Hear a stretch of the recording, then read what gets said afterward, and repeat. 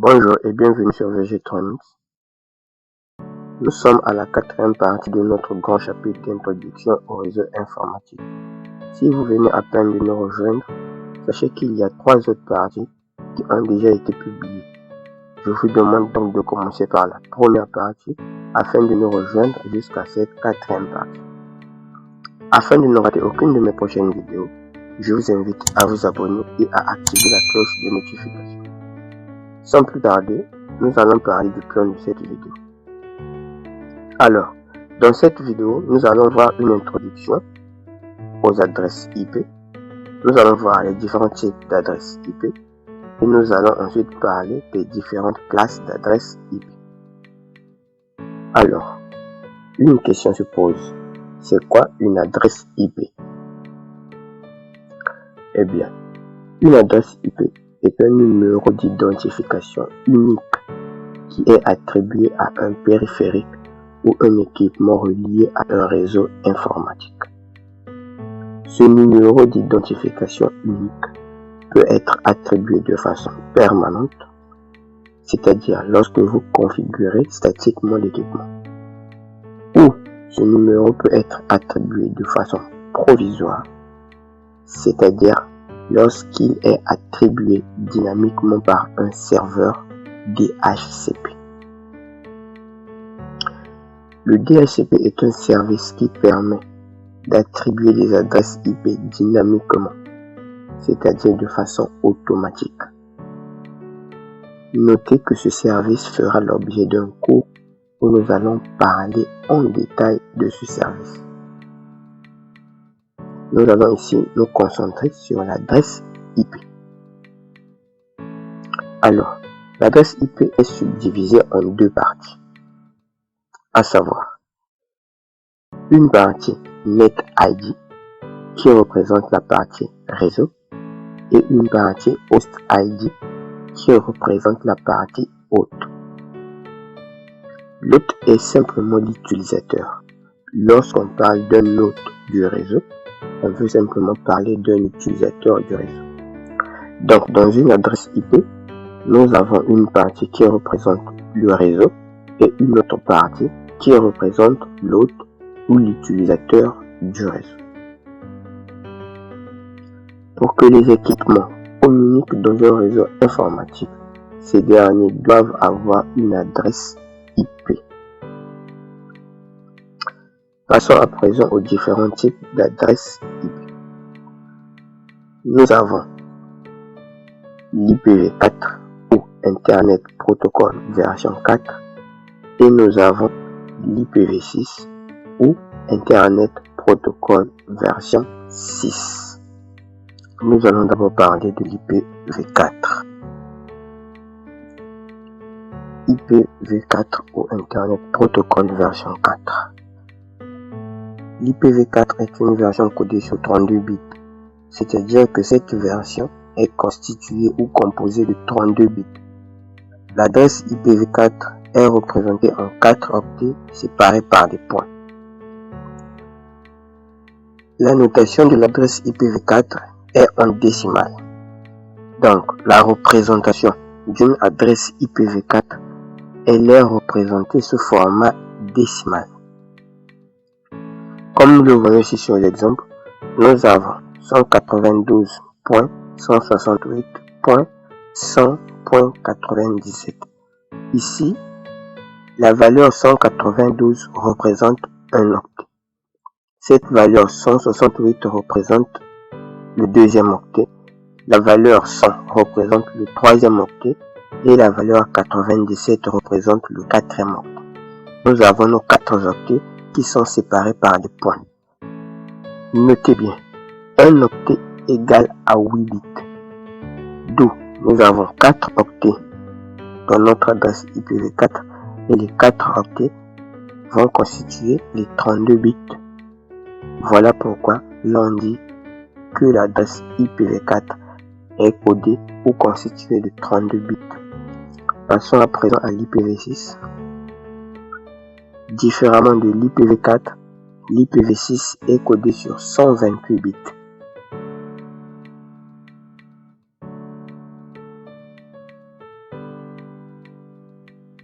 La notation d'une adresse IPv6 est en hexadécimal. Codée sur 128 bits, elle est représentée par 8 champs de 16 octets, chacun étant délimité par 2 points. Nous allons nous concentrer sur l'exemple. Vous allez remarquer qu'il y a 8 champs. Ces 8 champs sont séparés par 2 points. Et dans chaque champ, nous avons 2 octets. Donc ici, le 5 et le F constituent un octet. Le 0 et le 6 constituent le deuxième octet. Donc nous avons 8 champs qui sont séparés par 2 points. Et au niveau de chaque champ, nous avons 2 octets. Si vous vous mettez à compter toutes ces valeurs, vous allez retrouver les 16 octets. Et vous savez qu'un octet égale à 8 bits et 16 octets vont nous faire les 128 bits. Voilà pourquoi on dit que l'adresse IPv6 est codée sur 128 bits. Passons à présent aux différentes classes d'adresses IP. Alors, au début de ce cours, nous avons dit qu'il existe 2 champs ou 2 parties au niveau d'une adresse IP. Nous avons parlé de la partie NetID, qui est la partie qui représente le réseau, et nous avons parlé de la partie HostID, qui est la partie qui représente l'hôte ou l'utilisateur du réseau. Alors, ces 2 parties vont varier suivant ce qu'on appelle la classe d'adresse IP. Nous allons nous concentrer sur ce tableau où nous remarquons que nous avons 5 classes. La classe A, la classe B, la classe C, la classe D, ainsi que la classe E. Pour déterminer la classe d'une adresse, on se concentre simplement sur le premier octet d'une adresse IP. Nous avons dit que l'adresse IPv4 est constituée de 4 octets. Nous avons nos 4 octets qui seront séparés par des points. Alors, pour déterminer la classe d'une adresse IP, on se concentre sur la valeur qui est représentée au niveau du premier octet. Alors, la valeur du premier octet, si elle varie de 0 à 127, l'adresse IP fait partie de la classe A. Si la valeur du premier octet varie entre 128 et 191, l'adresse IPv4 que vous avez fera donc partie de la classe B. Si la valeur varie entre 192 et 223, cette adresse IP fait donc partie de la classe C. Si la valeur du premier octet varie entre 224 et 239, cette adresse fait partie de la classe D. Et enfin, si la valeur varie entre 240 et 255, cette adresse IPv4 fait partie de la classe E. Pour déterminer la classe d'une adresse, on se concentre simplement sur le premier octet. Peu importe la valeur ou peu importe les valeurs que vous retrouvez sur les 3 derniers octets. Les valeurs représentées dans ce tableau nous permettent simplement de déterminer la classe d'une adresse. Ces valeurs ne nous permettent pas de déterminer la partie NetID ou la partie HostID. Ces valeurs nous permettent simplement de déterminer la classe d'une adresse. Alors, pour déterminer la partie NetID et la partie HostID de notre adresse, lorsqu'il s'agira d'une adresse de classe A, le premier octet représentera la partie NetID et les 3 derniers octets vont représenter la partie HostID. Lorsqu'il s'agira d'une adresse de classe B, les 2 premiers octets vont représenter la partie NetID et les 2 derniers vont représenter la partie HostID. Et enfin, lorsqu'il s'agira d'une classe C, les 3 premiers octets vont représenter la partie NetID et le dernier octet va représenter la partie HostID. Donc, lorsqu'il s'agira d'une adresse de classe A, pour que les différents équipements soient dans le même réseau, la valeur qui sera au premier octet doit être identique sur tous nos équipements. Les valeurs qui peuvent être modifiées sont seulement les valeurs qui seront sur les 3 derniers octets. La valeur du premier octet doit être identique sur toutes les machines. Lorsqu'il s'agira d'une adresse de classe B, les 2 premiers octets qui représentent la partie NetID doivent être identiques sur tous les utilisateurs du réseau. Les valeurs qui seront attribuées aux 2 premiers octets doivent être identiques sur toutes les machines.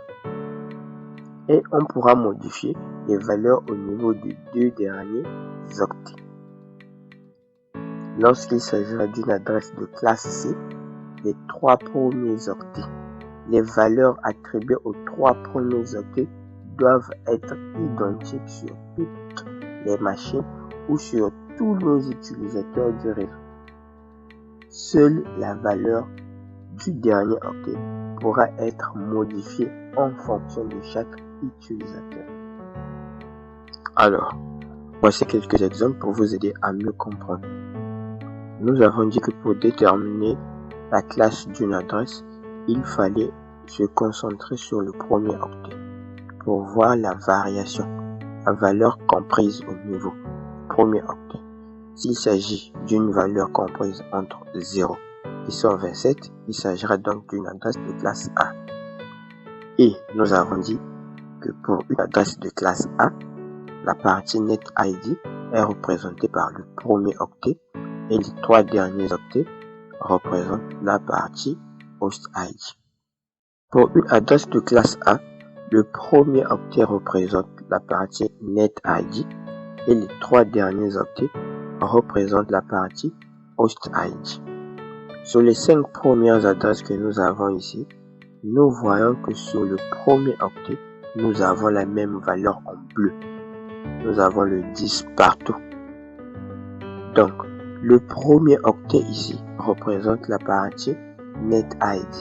Pour que les machines ou les équipements interconnectés dans un réseau de classe A, pour permettre à ces équipements de communiquer entre eux. Lorsque vous utilisez une adresse de classe A, le premier octet doit être identique sur tous vos équipements. Tel qu'avec cette image, nous avons nos 5 adresses dont le premier octet est identique sur les 5 adresses.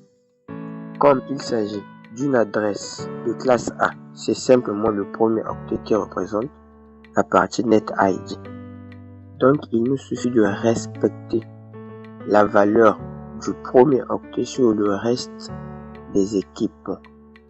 Toutes ces adresses qui sont représentées ici avec le premier octet ayant la valeur 10, toutes ces adresses-là peuvent communiquer entre eux. Ici, nos 5 adresses peuvent communiquer ensemble car ils font partie du même réseau. Ce qui détermine le réseau ici, c'est la valeur du premier octet. Les machines qui vont avoir ces adresses peuvent communiquer entre eux parce que le premier octet qui représente le réseau est identique sur toutes ces adresses. Regardez alors sur cette partie où nous avons toujours des adresses qui sont dans la classe A, alors que le premier octet, ici c'est 100, sur la deuxième adresse le premier octet est 127, sur la troisième adresse le premier octet est 9, et sur la dernière adresse le premier octet est 88. Ces différentes adresses-là ne peuvent pas communiquer ensemble, car la partie NetID n'est pas identique sur ces adresses. Pour avoir une communication entre ces adresses, la partie NetID doit être identique.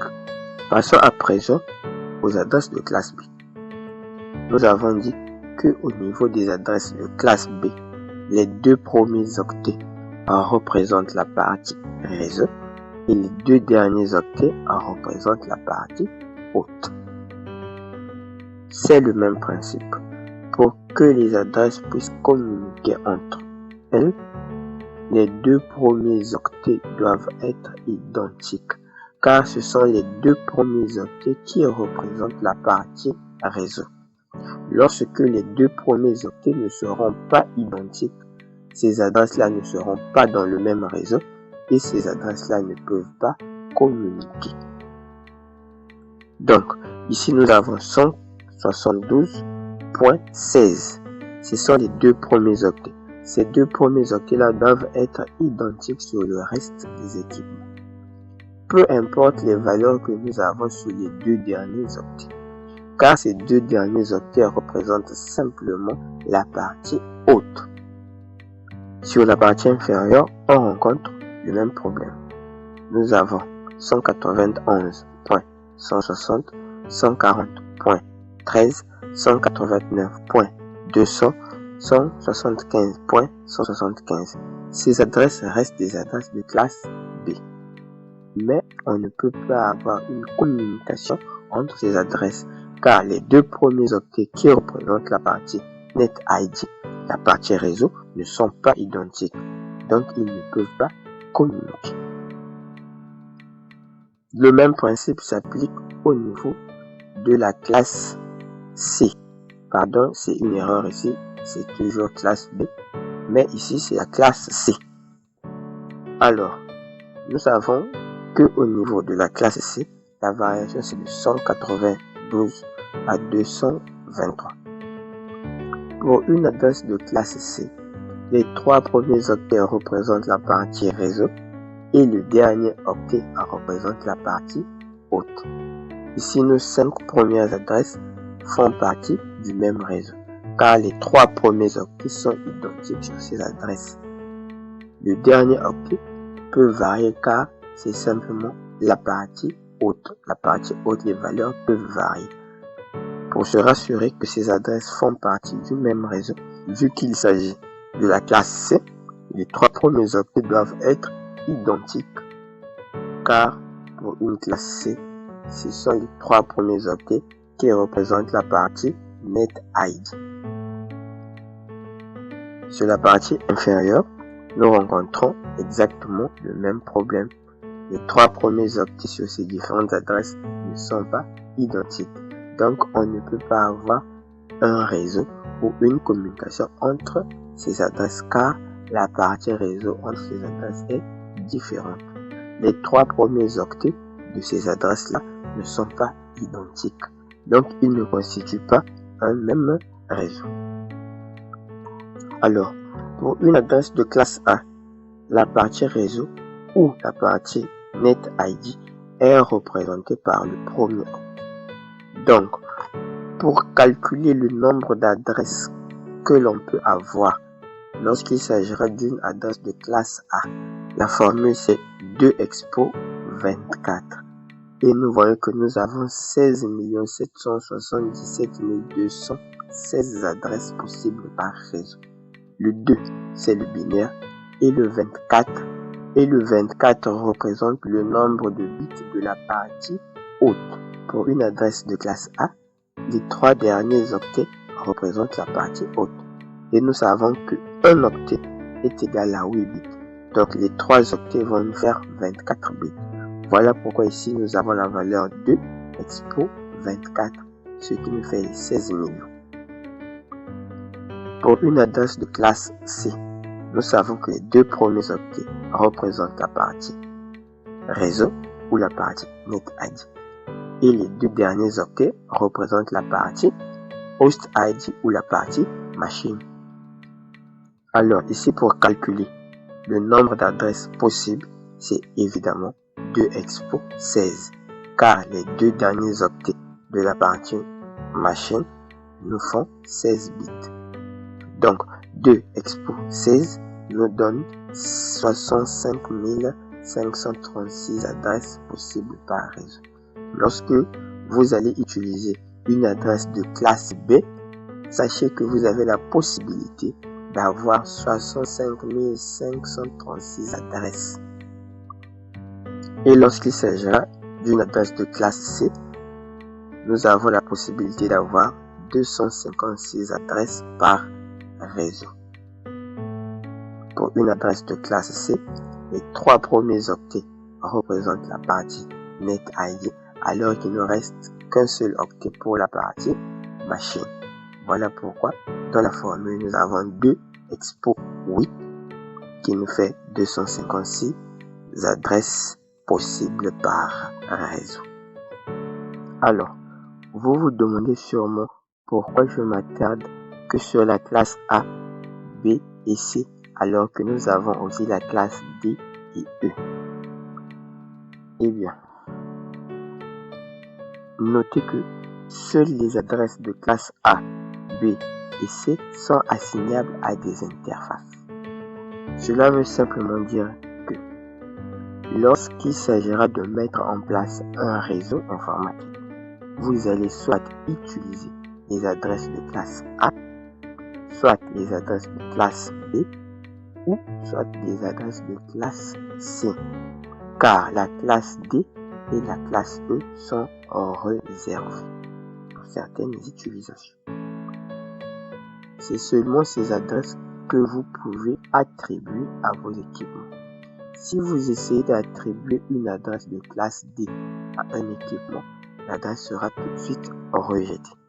Voilà pourquoi seules les adresses de classe A, B et C sont assignables. Les adresses de classe A, B et C sont utilisées pour la communication unicast ou monodiffusion. Les adresses de la classe D sont réservées pour une utilisation multicast ou multidiffusion. Et les adresses de classe E sont réservées par l'IANA.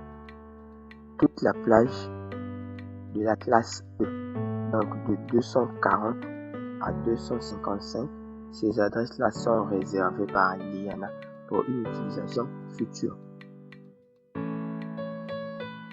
Hormis les adresses de classe D et les adresses de classe E qui sont réservées, certaines adresses de classe A, B et C ne sont pas utilisables. Comme toutes les adresses commençant par 127, ces adresses sont réservées pour le bouclage. Ce sont des plages qu'on utilise pour renvoyer le trafic vers vous-même. Toutes les adresses commençant par 127 sont réservées pour le bouclage. Le bouclage, c'est simplement le fait d'envoyer un message ou une information qui reviendra encore vers vous-même. Nous avons aussi les adresses commençant par 0. Peu importe les valeurs sur les 3 derniers octets. Toute adresse commençant par 0, ces adresses sont réservées pour l'aide. Ces adresses, nous allons voir qu'ils vont nous servir à créer des routes par défaut. Ces mêmes adresses, nous allons voir que notre ordinateur s'en sert pour demander de l'aide à un serveur DHCP. Tout ceci, nous allons le voir plus en détail dans les prochains cours. Ce qu'il faut retenir pour toute cette plage, les adresses commençant par des 0 au niveau du premier octet, toute la plage est réservée pour les adresses d'aide. Et nous avons l'adresse IP où nous avons 4 fois 255. Donc nous avons 255 sur les 4 octets.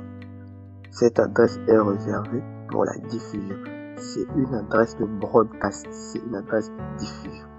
Nous allons parler des différents types de communication en réseau pour vous faciliter la compréhension sur la diffusion ou le broadcast, le multicast ainsi que l'unicast. Alors, nous allons voir les 3 types de communication que nous rencontrons en réseau. Ici, j'ai l'illustration de la communication unicast en anglais ou monodiffusion en français. Ces différents cercles qui sont représentés, ce sont des équipements qui sont dans le même réseau. Ce sont des hôtes, des utilisateurs d'un réseau. Alors, la communication unicast est une communication entre 2 utilisateurs. Vous voyez l'utilisateur en cercle rouge envoie une information vers l'utilisateur en cercle vert. Ils sont tous dans le même réseau, mais les utilisateurs en cercle jaune ne sont pas concernés par ce message. Le message est envoyé simplement à l'utilisateur en cercle vert. Donc, l'échange entre deux utilisateurs dans un réseau est ce qu'on appelle une communication unicast ou monodiffusion. La communication unicast ou monodiffusion est simplement l'échange entre deux utilisateurs du même réseau. Ici, nous avons l'illustration de la communication multicast ou multidiffusion. Toujours notre cercle rouge qui envoie un message. Mais cette fois-ci, ce message ou cette information est reçu par trois autres équipements. Le message ne vise pas tous les utilisateurs du réseau, mais ici, le seul message envoyé vise trois utilisateurs du même réseau. Donc, un groupe d'utilisateurs, la communication multicast ou multidiffusion, c'est une communication entre un utilisateur et un groupe d'utilisateurs. Il y a un groupe d'utilisateurs car la communication ne vise pas tous les utilisateurs du réseau. La communication multicast ou multidiffusion, c'est la communication qu'il y a entre un utilisateur du réseau et un groupe de personnes du même réseau. Cette communication ne vise pas tous les utilisateurs du réseau, mais il y a un groupe bien défini des utilisateurs qui vont recevoir l'information ou le message envoyé par le cercle rouge. Et ici, les utilisateurs déterminés, ce sont les trois cercles verts. Et nous avons en fait la communication broadcast. Alors, la diffusion ou le broadcast, c'est le fait d'envoyer un seul message qui est reçu par tous les utilisateurs du réseau. Un seul message envoyé par le cercle rouge et ce même message est reçu par tous les utilisateurs du réseau. Donc, il est destiné à tous les utilisateurs qui font partie du même réseau que le cercle rouge. Ok? Donc, nous avons vu les trois types de communication. Nous avons la communication unicast, qui est l'échange entre deux utilisateurs du réseau. Nous avons la communication multicast ou multidiffusion, qui est l'échange entre un utilisateur et un groupe d'utilisateurs du réseau. Et enfin, nous avons la communication broadcast ou diffusion entre un utilisateur et le reste du réseau. Un seul message envoyé à destination de tous les utilisateurs qui font partie du même réseau que le cercle rouge. Alors, nous sommes à la fin de cette vidéo. Nous avons parlé d'adressage IP. Nous avons vu différents types d'adresses IP. Nous avons vu qu'il existe des adresses IPv4 et des adresses IPv6. Nous avons vu la différence entre ces adresses. L'IPv4 codé sur 32 bits et l'IPv6 codé sur 128 bits. Nous avons parlé des classes d'adresses IP. Nous avons vu les différentes classes d'adresses IP. La classe A, dont le premier octet varie entre 0 et 127. La classe B, dont le premier octet varie entre 128 et 191. La classe C, dont le premier octet varie entre 192 et 223. La classe D, dont le premier octet varie entre 224 et 239. Et la classe E, dont le premier octet varie entre 240 et 255. Les adresses de classe A, B et C sont des adresses unicast.